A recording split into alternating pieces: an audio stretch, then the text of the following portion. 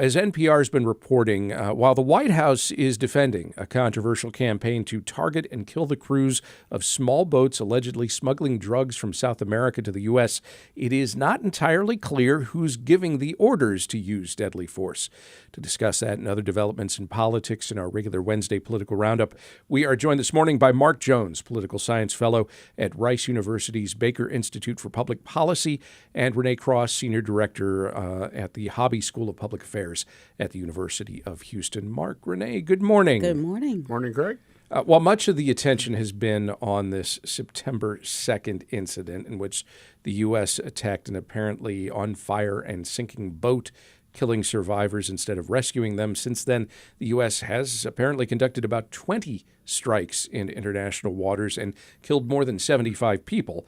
The administration argues the boats are carrying drugs and therefore pose a direct threat to the U.S.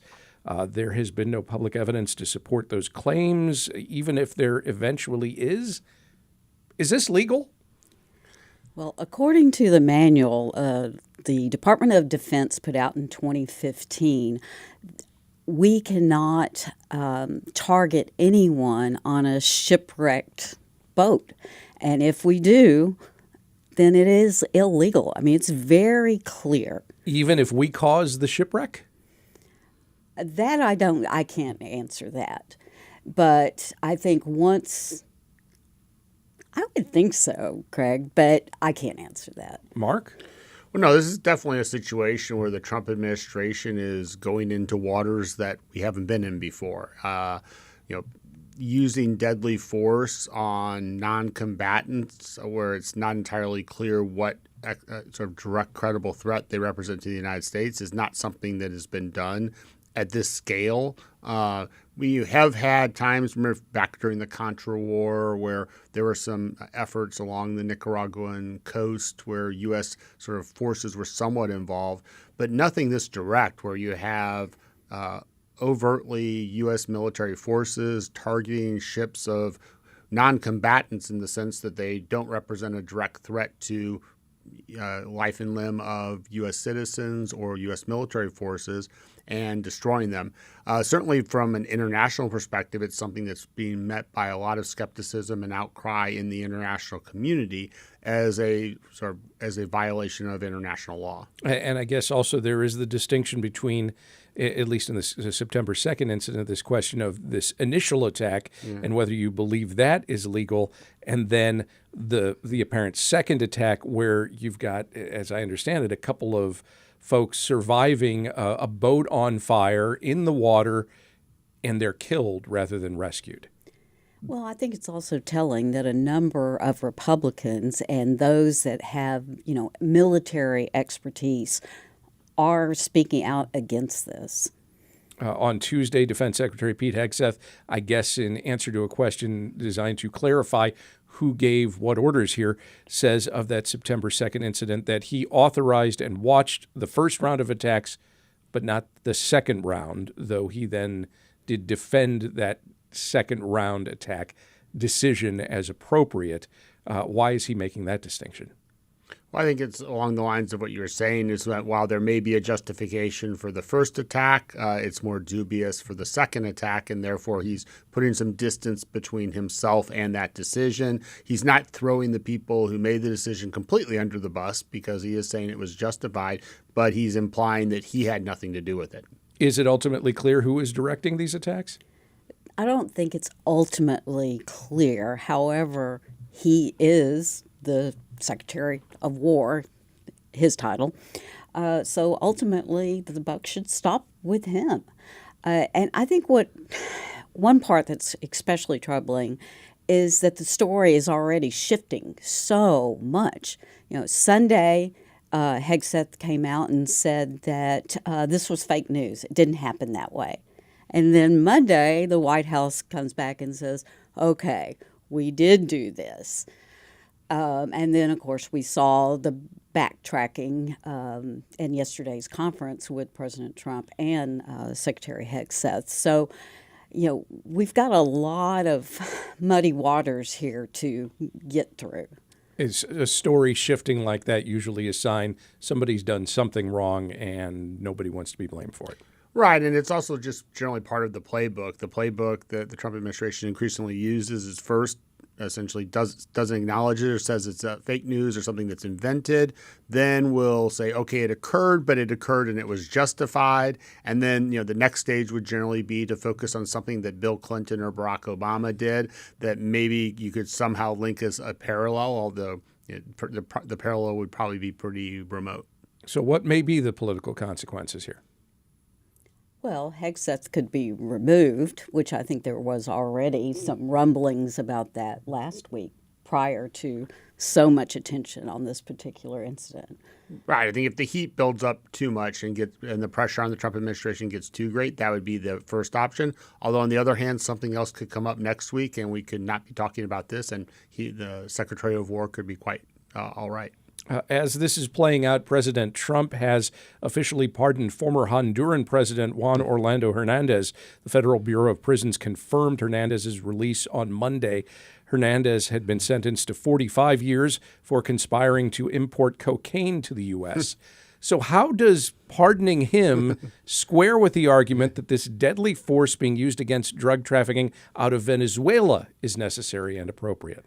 Well, this was interesting because Honduras held presidential elections this past Sunday, where one of the leading candidates is a member of Nasri Asfura, is a member of Juan Orlando Hernandez's party, the National Party, and Trump endorsed him directly endorsing Asfura.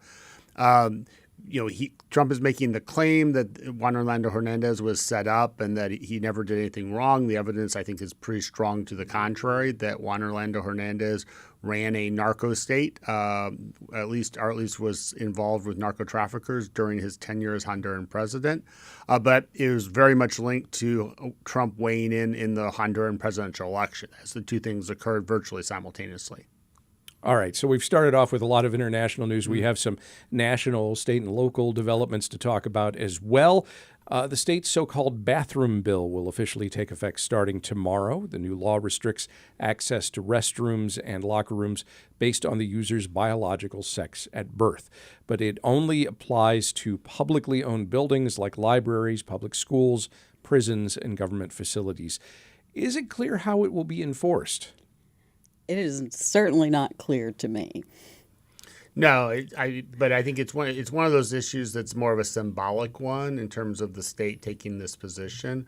At the school level, though, there may be more enforcement simply because, and that's the place where it really is going to have the biggest effect, are public schools, both at the elementary and high school level, and then public universities, because they're the university officials and public school officials have to be on guard against any complaints by parents or other students that they aren't enforcing it. So there's going to be a lot of pressure on them to make sure that they are doing everything possible to enforce the legislation, because if not, they run the risk of the lieutenant governor, the attorney general getting directly involved in terms of what's going on at their school district level. Yeah, Governor Abbott calls it a common sense law to make sure there are no men in women's restrooms. Opponents say it's a thinly veiled attack on transgender Texans. Politically, who benefits and who's hurt by this law now taking effect? Well, I think the LGBTQ. Thank you. Community certainly feels threatened by this, whether it's closely enforced or not. On the flip side, Republicans definitely see this as a victory, and we've seen this at the forefront of several legislative sessions before it actually passed this year. And it's popular legislation among the general public. It's one of the issues that Republicans will often focus on, and that virtually all Republicans agree with this legislation. It's up in the 90-95% range, but a majority of Democrats do as well. So it's an issue for Republicans that it mobilizes the base, it appeals to the base, but it doesn't cost you votes in November either, because a majority of Texans agree with it. Costco has joined other companies in suing the Trump administration over its tariff policies. This would seem to be a move to recoup money should the Supreme Court find the tariffs illegal. Is it clear how the High Court might ultimately rule on the administration's policies? Well, I think so far it appears that the Supreme Court might actually say that Trump does not have this power. What this serves, though, in a real world sense, is I believe it is continuing to motivate the Democratic base that says, yay, Costco. They're going after President Trump. They're standing up for the little guy because Costco has been very clear that they have not raised prices. And that's why this lawsuit has come about. They haven't raised prices. So if this is determined unconstitutional, they have a right to recoup the money that they are losing. To that end, are they going after the Trump administration, or are they just going after money? Oh, probably both. Probably both, but more money than anything else, I think. The Trump administration announced Tuesday that it is pausing all immigration applications, including requests for green cards for people from 19 countries banned from travel earlier this year. This is on top of an initial travel ban that applied to a dozen countries, citizens of Afghanistan, Myanmar, Chad, the Republic of Congo, Equatorial Guinea, Eritrea, Haiti, Iran, Libya, Somalia, Sudan, and Yemen. There is now restricted access as well to people from Burundi, Cuba, Laos, Sierra Leone, Togo, Turkmenistan, and Venezuela. Any of those surprising? No, I mean, this was something that the Trump administration already signaled earlier in the year, almost at the start of the administration, that it was putting these countries on a list, both because it had concerns about how people obtain passports, as well as visa overstayers and a whole host of things related to people who came from those countries. This is just deepening that effect. And it's probably also spurred by the murder of a National Guardsman by an Afghan immigrant or asylum seeker last week. And do we have any further details in the last couple of days on that incident? No, really, there has not much new has emerged there, other than the fact that this person was vetted by essentially the Department of Defense and was approved for asylum. Well, he was formally charged with murder yesterday. Yeah. All right, let's leave the government side of things behind and get into the pure politics of election news. Republican Matt Van Epps won a special election Tuesday in Tennessee's 7th Congressional District over Democratic challenger Afton Ben. So why, Renee, are some Democrats pleased with the outcome? Well, this is a very staunchly Republican district.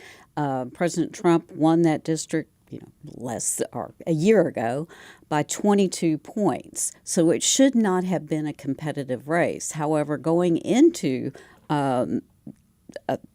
this special election, polls were showing it to be very close. One, I believe, last week or within the last couple of weeks had it within 2 points. So the fact that a Democratic state representative who is very openly progressive would even force an issue, certainly in terms of resources, is big news. Democrats didn't expect to win this seat, but the fact that I guess he won it by 8 or 9 points. 9 points. 9 points. So that's a 13-point shift is very encouraging to Democrats. Now, if you also layer on the fact that we have, some states that are being redistricted to supposedly favor Republicans, what happens so often in those actions is it makes some of those districts maybe a little bit more competitive. Then you see this going on in a very conservative district, then I think there is some warranted alarm among Republicans. Back here in Texas, Congresswoman Jasmine Crockett is poised to make some sort of announcement on Monday. Tell us about this, Mark. Well, so Jasmine Crockett, a congresswoman from Dallas, has been discussing the idea of running for U.S. Senate. An earlier Hobby School, Texas Southern poll showed that in the Democratic primary, she would be the front runner. And I think she's conducting polls herself that are telling her the same thing. Now, of course, on Monday, she always could make the decision of, no, I'm going to decide to run for re-election in Congressional District 30, which I presently represent. But given she's gone on TV saying she's closer to a yes than a no, and she's sort of teasing out this idea of an announcement, I think there's a reasonably high probability, at least right now, that she decides to run for the U.S. Senate. Right now, James Tallarico is formally filed. He's in the race. Colin Allred has been running but hasn't formally filed yet, but is expected to file, although Crockett's entry could change that. But we're looking, I think, at a very competitive Democratic primary in March for the U.S. Senate race, both with Crockett, I think, particularly eyeing the prospect of being able to run against questioned Texas Attorney General Ken Paxton in November as one of the reasons why she might run. I think she's already acknowledged that it would be a much more uphill struggle against either Wesley Hunt or John Cornyn, the two other Republican candidates. But if she were able to run against Paxton, that she would have a greater prospect of victory. Is there clarity about whether she or any of the other potential Democratic challengers would have an advantage in a race against either of those other candidates? Right now the polling is pretty much just giving you the partisan numbers. That is, effectively, people are saying they would vote for Tallarico or Allred or Crockett at about the same levels. Now, at the margins, though, Crockett performs a little worse against Cornyn and against Hunt than, say, someone like Tallarico or Allred. But we haven't run the November campaign yet, and that's particularly important when running against someone like Ken Paxton, because Paxton's never had to run a November election, meaning that there is a large group of November voters who don't know much about Ken Paxton other than the fact that he's a Republican. But if he's the nominee, Democrats are going to spend $50 to $75 million letting those Texans know everything about Ken Paxton, and then we'll see what effect that has on the vote. Renee, Congressman Troy Nehls has announced, 22nd District Congressman, that he is not going to run for another term. He joins a number of other Texas congressional Republicans who have made such announcements. I guess one key distinction here is that it sounds like his twin brother, Trevor, is intending to run in his place. And again, this is another decision being made pretty late in the process, right before the filing deadline. Does it give T. Nehls an advantage? They may potentially replace another T. Nehls on the ballot? I think so. Even though Trevor Nehls has had a spotty record in running for elected positions, he's lost a couple and I guess won a couple. Troy Nehls has come out and already endorsed his brother. And this is a district that was made quite a bit more Republican friendly with the 2021 redistricting maps. So I think it's pretty certain that this will continue to be a Republican seat. Now, who it'll be, we'll see. And there are, in fact, I'm sure there are people right now racing to file. We've already got Rebecca Clark, who is a Republican geophysicist, energy background. J.C. Chaton, which is a former state representative, looks like he's going to jump in. Nehls' former Democratic opponent, Marquette Green Scott, is going to jump in. So it'll certainly be a lively race in your neck of the woods, Craig. Yeah, and Trevor Nehls has succeeded Troy Nehls before in one job and sought to succeed him in another and lost an election. So This is not new territory for the brothers. Right. He first as constable, where he succeeded his brother, and then he attempted to run for Fort Bend County Sheriff, lost that election, attempted to run for county judge, lost that election narrowly in a controversial election against KP George. He has a strong advantage, though, in the fact that no one else had really been planning about this until just a few days ago. He's had time to prepare. It's also located smack dab within Nehls' territory, which is Fort Bend County. That is, about 60% of the voters are in that district, are in Fort Bend County, regardless of if we use the 2021 maps or the 2025 maps. I think Nehls is a strong favorite in the Republican primary, but it still needs to be run. And a reminder that it's always election season, and proof of that is that early voting is underway for one city council seat. This is a runoff election. And tell us a little bit about where we stand on that and what you expect in terms of potential turnout. So that's Dwight Boykins versus Alejandro Salinas in the runoff. There's also a Houston City College trustee race that no one's, I think, paying attention to, but it's also there. So if you go and vote in the city council race, there's a reasonable prospect in about a fifth of the city that you would vote in that HCC race. It's all going to be about turnout. There are about 1.2 million, a little more than that, registered voters in the city of Houston. I think thus far maybe 7,000 have voted. I think if we get to 5% turnout, that's going to be a good election. What a sentence. If we get to 5% turnout, that's going to be a good election. Wow, the bar is low. I would suspect it's going to be around 3%. Wow. Yeah. Well, there's nothing else on the ballot.